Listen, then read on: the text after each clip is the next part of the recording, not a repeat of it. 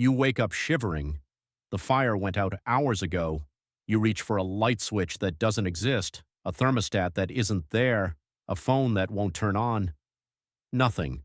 Just cold ash, a gray sky, and silence. For roughly 95% of human history, this was simply how the day began. Not a crisis, not a challenge, just morning. Today you're going to spend 24 hours living the way your ancestors did for nearly 300,000 years. No store, no electricity, no one to call. Just your body, your mind, and whatever knowledge happens to be sitting inside your head right now. So how long do you think you'd actually last? Let's find out, hour by hour. The first problem arrives before sunrise. You need fire, not just for warmth. Fire cooks food, purifies water, keeps insects away, and keeps anything circling in the dark at a distance. Your ancestors could start one from nothing using friction. Two pieces of dry wood spun or rubbed against each other fast enough to create a tiny glowing ember, then carefully fed with dry grass and bark until it grew into a flame. Could you do that right now with what's around you? Most people couldn't. Not because they're physically weaker, because no one ever taught them. And that's the first crack in the illusion. Survival wasn't mostly about strength, it was about information. Extremely specific hard-won information passed down through generations of watching, copying, and failing safely under supervision. Now think about food. In 1963, an anthropologist named Richard Lee began living with the Jew/Hoansi, a hunter-gatherer community in the Kalahari Desert of southern Africa. He didn't guess at how they spent their time. He measured it day after day for months. What he found challenged almost everything people assumed. The Jew hoansi weren't constantly on the edge of starvation. On average, adults spent roughly 15 hours a week on what anthropologists call subsistence work, meaning the actual hunting and gathering required to feed themselves and their families. 15 hours, less than 2 hours a day. The rest of their time went to rest, repairing tools, socializing, and long afternoons doing very little at all.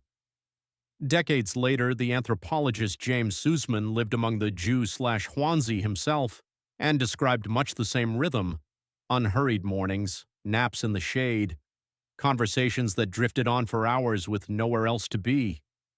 So could you just walk outside, gather a few plants, catch something small, and call it a day? No, and here's why.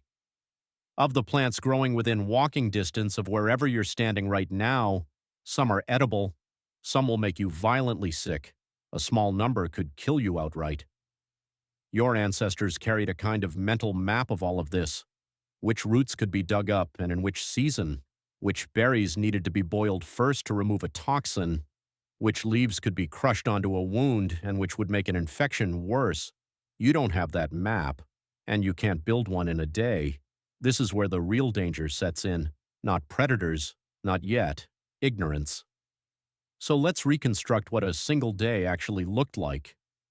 Archaeological sites like Blombos Cave on the coast of South Africa have produced tools, pigments, and engraved objects roughly 100,000 years old.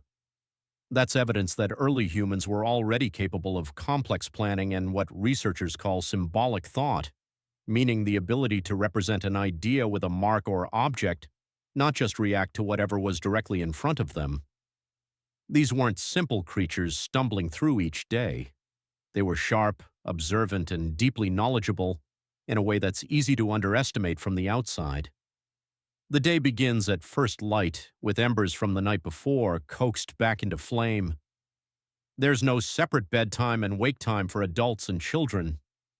Everyone rises together, eats whatever was gathered the day before, and the group splits into smaller parties. Gathering plant foods, roots, tubers, nuts, seasonal fruit often falls to women and older children, and it's far from a casual stroll. It requires reading the landscape in real time. Which trees signal an edible root buried beneath them? Where does water pool after rain? Which plants are only safe to eat for a few weeks out of the year? Meanwhile, others might go after meat. The anthropologist Frank Marlowe spent years studying the Hadza, a hunter-gatherer community in Tanzania, and documented just how much skill this requires. Tracking means reading footprints, broken twigs, disturbed soil, and droppings to figure out what passed through, how long ago, and which direction it went. It's closer to detective work than instinct, built on years of observation, corrected again and again until it becomes second nature, and it starts early. Among groups like the Hadza, children practice with small bows and blunted arrows from the time they can walk, not as a game.